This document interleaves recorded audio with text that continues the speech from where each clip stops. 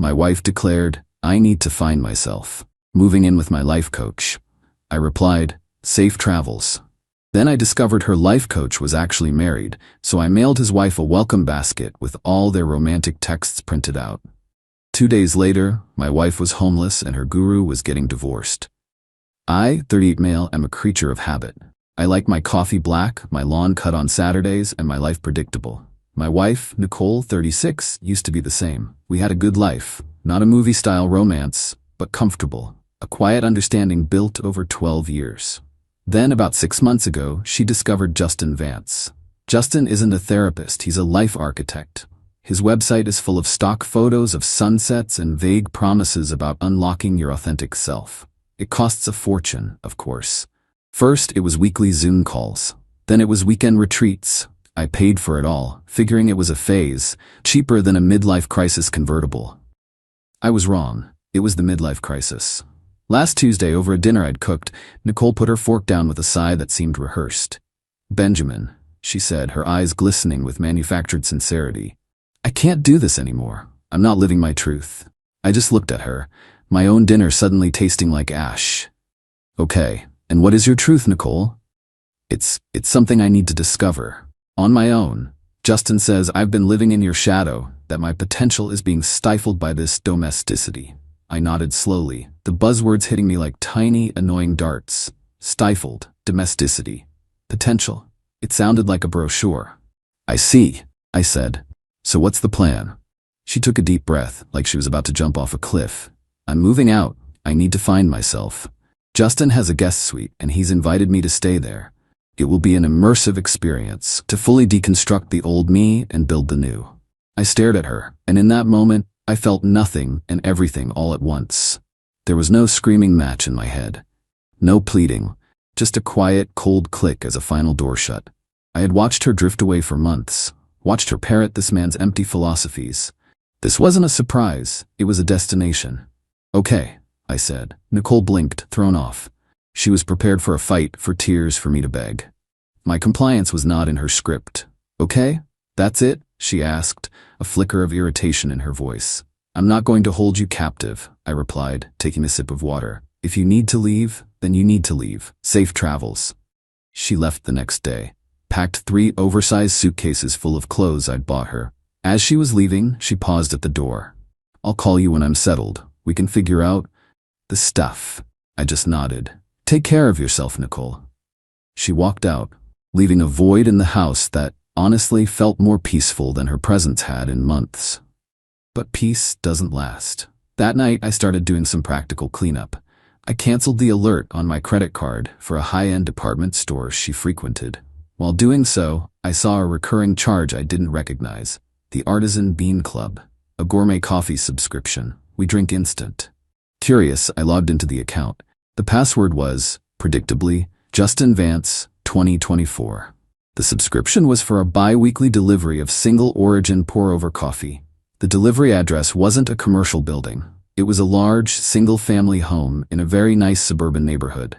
A quick search of public property records for that address gave me 2 names, Justin Vance and Catherine Vance, his wife. A sick, hot feeling washed over me. It wasn't calm clarity. It was the physical sensation of betrayal. For a moment, I had to sit down. My heart was pounding. This was real. Then, I remembered the old iPad we kept in the study. We'd bought it years ago, and Nicole used it for a while before getting a new one. She never bothered to wipe it. I turned it on, connected it to the Wi-Fi, and my stomach dropped. The little blue iMessage icon had a red notification bubble with a number so high I couldn't count the messages. They were all there, synced from her phone. A complete, unabridged history of their karmic connection. I didn't just screenshot them. I sat there for what felt like hours and read the promises, the inside jokes, the plans for their future, the critiques of me, my job, my life. It was a meticulous demolition of our marriage. When the anger and hurt subsided, something else took its place, a cold, methodical focus. I printed every single page at my office the next morning, 37 pages of high-resolution color. I went to a store that specializes in gift baskets. I picked out a very nice wicker one. Inside, I placed a bottle of expensive champagne, 2 crystal flutes, a box of gourmet chocolates, and a small, scented candle that smelled like new beginnings. Tucked underneath the champagne, I placed a crisp, white envelope. Inside were the printed text messages, neatly stapled. On the gift tag, I wrote in my best cursive, "Catherine, welcome to the immersive experience. I thought you might want to see the curriculum. Cheers, Benjamin." I paid for a courier to deliver it that afternoon. Signature required. It's been about 12 hours now. I haven't slept. I'm just drinking my black coffee and waiting for the other shoe to drop. Update 1. The silence broke not with a shriek, but with a choked, panicky phone call. It came yesterday afternoon while I was trying to focus on work. It was Nicole. "Benjamin, you have to help me," she said, her voice strained. She was trying to sound calm, but the panic was bleeding through. I could hear the generic chatter of a coffee shop in the background. "What's the problem?" I asked, keeping my voice level. "Catherine, she knows. She got some kind of package. She confronted Justin last night. I've never seen anyone so cold. She didn't yell. She just told him to get out of her sight." "That sounds like an issue for Justin," I said. "It's an issue for me," she snapped, her composure cracking. I was in the guest suite, packing a few things, and a woman I've never seen before knocked on the door. She said she was Catherine's lawyer. She told me I was trespassing on private property and that I had 1 hour to remove my belongings before they would be disposed of. Benjamin, she had a police officer with her. So, not a lawn full of clothes, something much colder and more efficient. I almost had to respect it. "That sounds stressful," I said, repeating my line from a hypothetical conversation I'd had in my head. "Don't you dare. You did this. Justin said you must have sent it. It was vindictive and cruel." "Nicole, let me be very clear," I said, my own patience wearing thin. "You chose to move in with a married man without telling me the full situation. I simply provided his wife with the information you chose to withhold. That's not cruelty, it's clarity. Your choices led you to that guest suite. Her choices led her to call a lawyer. My only choice was to stop being a fool." "But I have nowhere to go," she cried, the entitlement finally boiling over.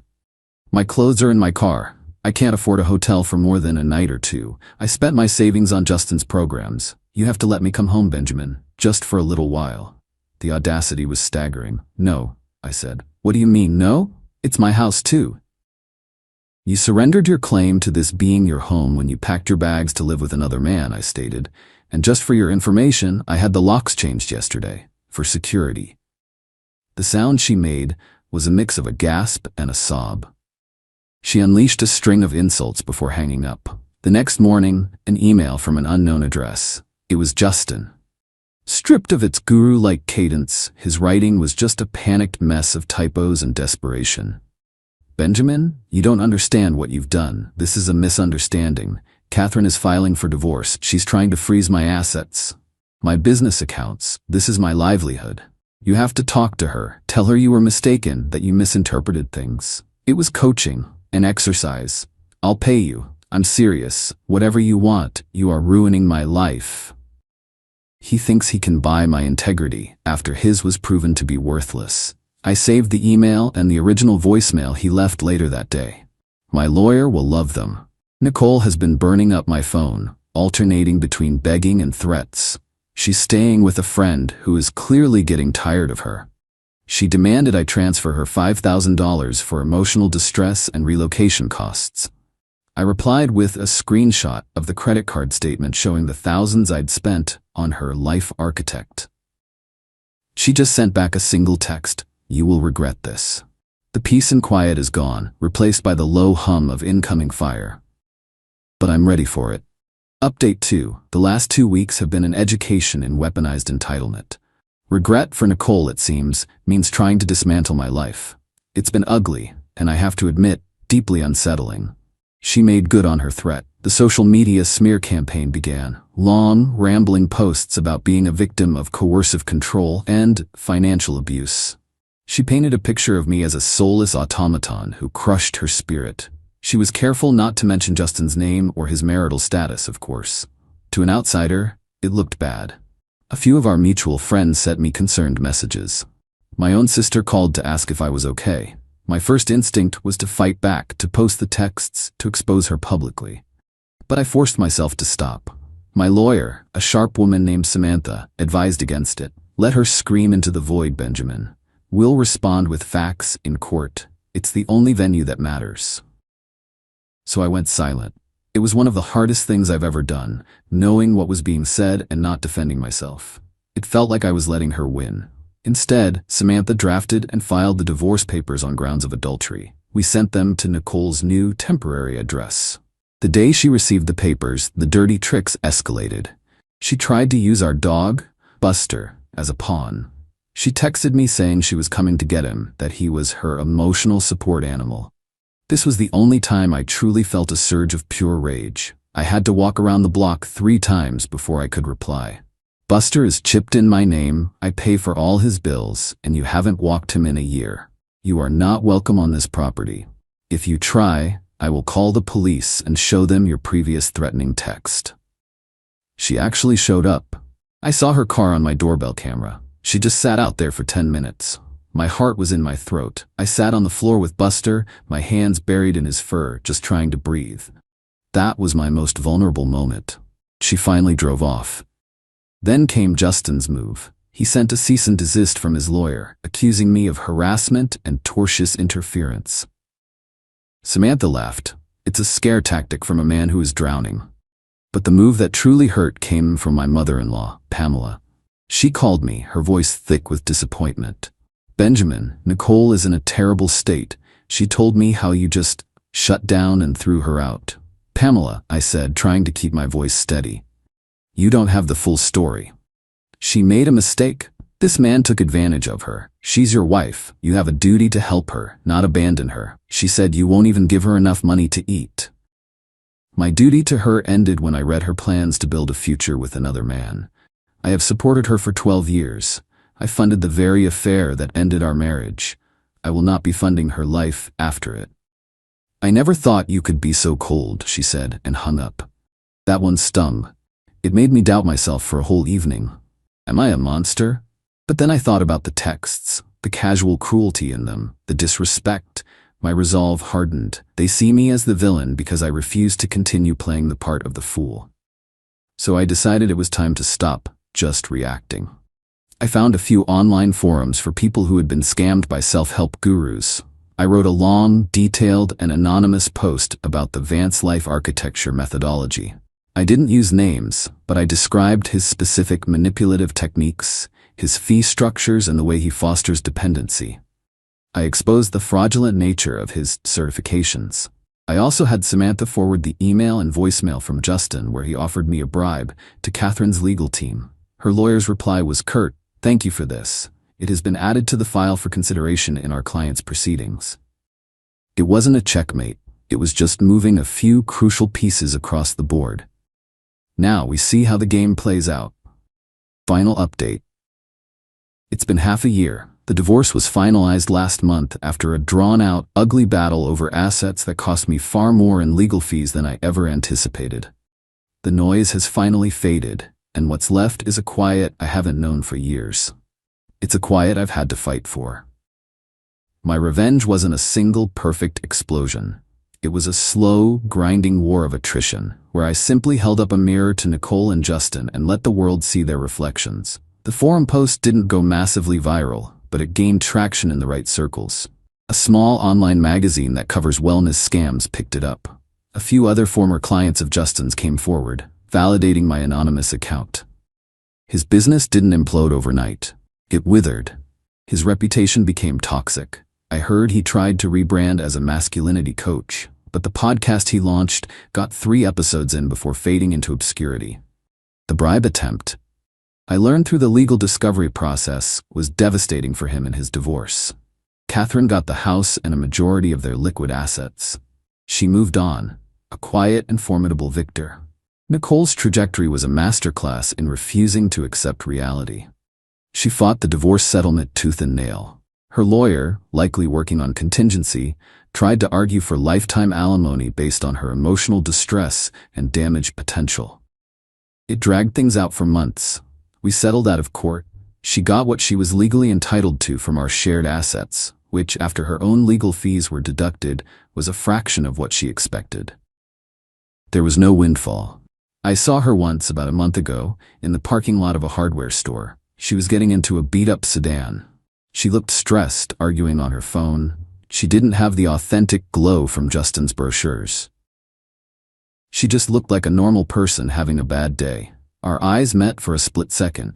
There was no sadness in her gaze, just a flash of pure, undiluted resentment. Then she got in her car and drove away. Last I heard, she's working in customer service and sharing an apartment with a roommate. The domesticity she despised is her reality now, just without any of the comfort or security she blew up. 2 weeks ago, I got a final email from her. It was a long, rambling tirade, blaming me for her debt, for her dead-end job, for her unhappiness. It ended with, "I hope you're happy now that you've destroyed everything."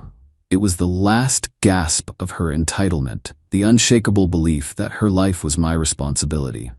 I stared at the message for a long time. The old me, the man from a year ago, would have felt a pang of guilt. But I am not that man anymore.